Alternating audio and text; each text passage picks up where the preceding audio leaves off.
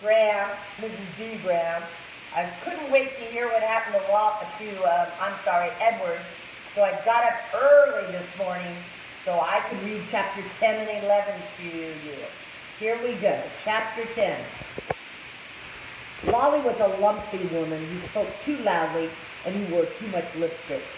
She entered the house and immediately spotted Edward sitting on the living room couch. "What's this?" she said. She put down her suitcase and picked Edward up by one foot. She held him upside down. "That's Susanna," said Nellie. "Susanna," shouted Lolly. She gave Edward a shake. His dress was up over his head and he could see nothing. Already had formed a deep and abiding hatred for Lolly. "Your father found her," said Nellie. "She came up in a net. She didn't have no clothes on her, so I made her some dresses." "Have you gone shivvy?" shouted Lolly. "Rabbits don't need clothes." "Well," said Nellie, her voice shook. "This one seemed to." Lolly tossed Edward back on the couch. He landed face down with his arms over his head and his dress still over his face, and he stayed that way through dinner. "Why have you got out that old high chair?" shouted Lolly. "Oh, don't pay it no mind," said Nellie. "Your father was just gluing on a missing piece. Wasn't you, Lawrence?" "That's right," said Lawrence, without looking up from his plate. Of course, after dinner, Edward did not go outside and stayed beneath the stars to have a smoke with Lawrence. And Nellie, for the first time since Edward had been with her, did not sing him a lullaby.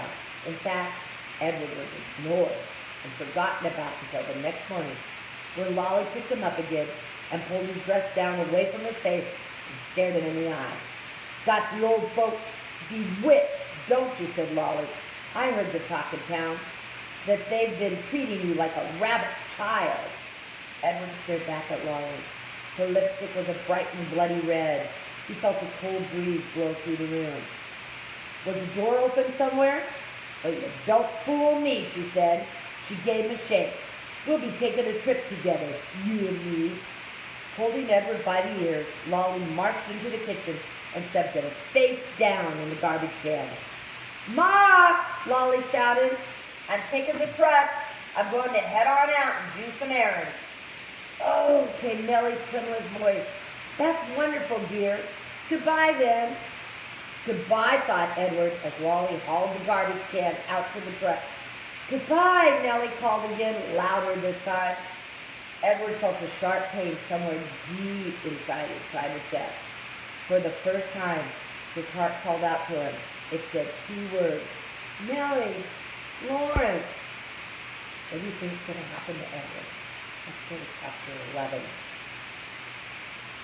Edward ended up at the dump. He lay on top of orange peels, coffee grounds, rancid bacon, and rubber tires. The first night he was at the top of the garbage heap, and so he was able to look up at the stars and found comfort in their light. In the morning, a short man came climbing through the trash and rubble.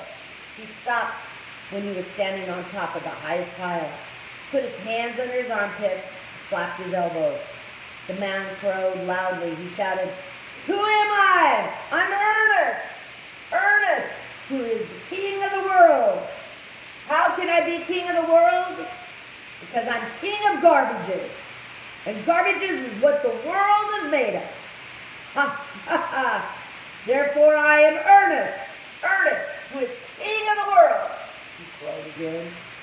Edward was inclined to agree with Ernest's assessment of the world being made of garbage, especially after his second day at the dump, when a load of trash was deposited directly on top of him. He lay there, buried alive.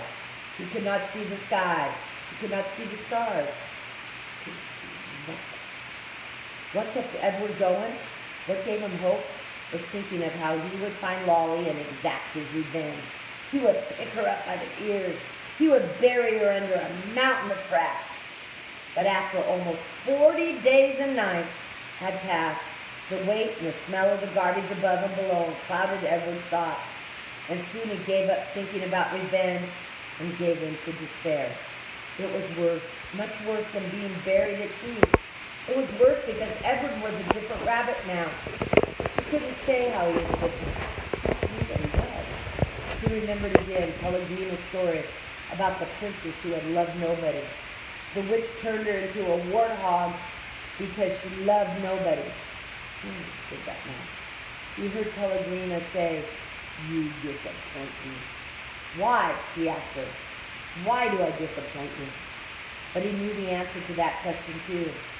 It was because he had not loved Abilene enough, and now she was gone from him, and he would never be able to make it right. And Nellie and Lawrence were gone too. He missed them terribly. He wanted to be with them. The rabbit wondered if that was love. Day after day passed, and Edward was aware of time passing only because every morning he could hear Ernest performing his dawn ritual, cackling and crowing about being king of the world. On his 180th day at the dump, salvation arrived for Edward in a most unusual form. The garbage around him shifted, and the rabbit heard the sniffing and panting of a dog. Then came the frenzied sound of digging. The garbage shifted again, and suddenly, miraculously, the beautiful buttery light of late afternoon shone on Edward's face.